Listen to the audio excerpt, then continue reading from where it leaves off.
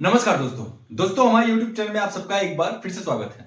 दोस्तों UP special की classes मैंने जितनी भी कराई हैं उसी कड़ी में आज का हमारा वीडियो है। दोस्तों इससे अक्सर एग्जाम में प्रश्न पूछे जाते हैं कि कौन से जिले या कौन से नगर जो है किस नदी के तट पर स्थित है। क्योंकि आप यूपी पुलिस की तैयारी कर रहे हैं तो आपका यूपी स्पेशल बहुत अच्छे से तैयार होना चाहिए। यूपी की जो जीके है, यूपी के बारे में जो जानकारियां हैं, चाहे वो भूगोल की जानकारियां हो गई, चाहे वो ऐतिहासिक जानकारियां हो गई, आपको उसका ज्ञान होना अति आवश्यक है। दोस्तों आज का हमारा वीडियो है नदियों के तट पर बसे उत्तर प्रदेश के प्रमुख जिले एवं नगर, यानी कि हम जो है इस वीडियो के माध्यम से देखेंगे कि किस नदी के तट पर कौन कौन से जिले स्थित हैं। दोस्तों पहली नदी जो हमारी है वो है गंगा नदी। गंगा नदी के तट पर कुछ प्रमुख जिले हैं, उनका नाम देख लीजिए आप लोग। बिजनौर, क्योंकि गंगा नदी जो है उत्तर प्रदेश में बिजनौर जिले से ही प्रवेश करती है। बिजनौर, मेरठ, कानपुर, उन्नाव, प्रतापगढ़, प्रयागराज, मिर्जापुर, वाराणसी, गाजीपुर, बलिया एवं अन्य प्रमुख जिले हैं। लेकिन ये जो मैंने जिलों के नाम लिखा हुआ है ये आपको बिल्कुल रट्टा मार जाना है, और अगर आप नोट्स तैयार कर रहे हो तो इसको जरूर अपने कॉपी में जो है नोट कर लेना। आपको सारे जिले नहीं याद करने हैं, जिले तो बहुत सारे हैं क्योंकि गंगा बिजनौर जिले से प्रवेश करते हुए कई सारी जिलों से जो है होकर गुजरती है। हमें सभी जिलों को नहीं याद करना है, कुछ प्रमुख नगर हैं उनको जो है कि याद करना है। ये हमारे गंगा नदी के तट पर हो गई। अगला है हमारा यमुना नदी। यमुना नदी के तट पर आपकी मथुरा होगी, आगरा, इटावा, हमीरपुर, कौशाम्बी, प्रयागराज।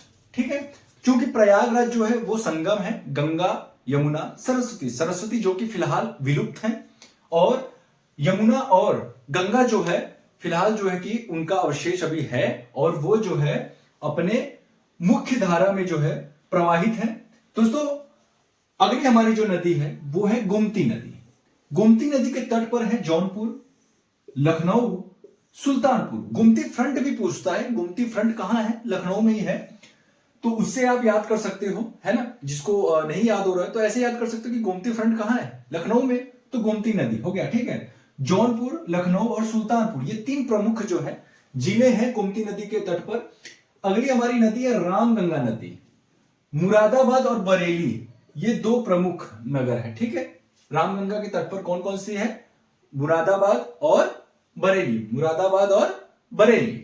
दोस्तों अगली नदी है हिंडन नदी। हिंडन नदी के तट पर जो है मेरठ है ना, और गाजियाबाद। कौन कौन सी नदी है? मेरठ और गाजियाबाद। अगली नदी है सरयू नदी। सरयू नदी जिसे कि घाघरा भी कहते हैं। क्या कहते हैं? घाघरा के नाम से भी जाना जाता है। अयोध्या, अयोध्या किस नदी के तट पर है? सरयू नदी के तट पर ही स्थित है। राप्ती नदी, राप्ती नदी राप्ती नदी जो है इसके तट पर गोरखपुर। ये इंपॉर्टेंट हो जाता है, माननीय मुख्यमंत्री जी का जो शहर है ना, जो उनका जो जिला है वो राप्ती नदी के तट पर स्थित है। जिलों, अब देखिए दोस्तों मैं ये तो हमारे प्रमुख हो गए, प्रमुख जिले हो गए। अभी हम कुछ अन्य जिलों को भी देखेंगे और उनसे संबंधित नदियों को देखेंगे कि वो किन नदियों के तट पर स्थित है वो जिले। बांदा स्थित है केन नदी पर, प्रतापगढ़ स्थित है सई नदी पर, मगहर स्थित है आमी नदी पर। क्या है? बांदा, केन, प्रतापगढ़ सई नदी पर, मगहर आमी नदी पर। कासगंज की बात कर लेते। कासगंज जो है काली नदी पर स्थित है। सोनभद्र सोन नदी, ये तो बहुत आसान हो गया, इसके नाम में ही छिपा हुआ है। अब देखिए दोस्तों यहां पे मैंने लिखा हुआ है दोहरी घाट किस नदी पर स्थित है? सरयू नदी। ये दोहरी घाट कहां पड़ता है? मऊ में। तो अगर एग्जाम में पूछा जाता है कि मऊ किसके किनारे पर स्थित है तो आप क्या बताएंगे? अगर ऑप्शन में सरयू है तो आप किसे मारेंगे? सरयू, क्योंकि ये जो दोहरी घाट है, दोहरी घाट ये मऊ जिला में स्थित है। और इसी से सटे हुए कुछ अन्य भी मैं स्थानों के नाम बता देता हूं जो गोरखपुर में स्थित है, जैसे बड़हलगंज और गोला। ये दोनों भी जो है सरयू नदी पर ही स्थित है। ठीक है, क्योंकि ये जो है कुछ महत्वपूर्ण जो है कि कस्बे होते हैं, गोरखपुर के कुछ प्रमुख जो है कस्बे हैं, इसलिए आपको जो है याद रखने आवश्यक है। तो दोस्तों ये रहा हमारा नदियों के तट पर बसे उत्तर प्रदेश के कुछ प्रमुख जिले एवं नगर। उम्मीद है आपको ये वीडियो बहुत पसंद आया होगा। दोस्तों ये जो मैं करा रहा हूं आपको यूपी स्पेशल, इन सभी का जो है कि आप शॉर्ट नोट्स बनाते चले, क्योंकि एग्जाम के टाइम में आपके पास इतना समय नहीं होगा कि आप एक एक वीडियो देखेंगे, लेकिन अगर आपने नोट्स बनाया हुआ है तो आप केवल एक सरसरी नजर से भी देखेंगे तो आपको सारी चीजें क्या होती जाएंगी, रिवाइज होती जाएंगी। तो आपको ज्यादा मेहनत नहीं करना पड़ेगा, कम समय में भी आप जो है रिवाइज कर सकते हो उस चीज को, जो है जो भी पॉइंट्स है उसको आप दोहरा सकते हो। तो इसलिए नोट्स बनाना इंपॉर्टेंट हो जाता है। और आप सबके लिए, जैसा कि मैं पहले ही बता चुका हूं कि आपके जितने भी सिलेबस में पॉइंट्स हैं, चाहे वो यूपी जीके के हो गए, चाहे वो किसी भी टॉपिक से हो गए, मैं सारा पॉइंट्स कराऊंगा।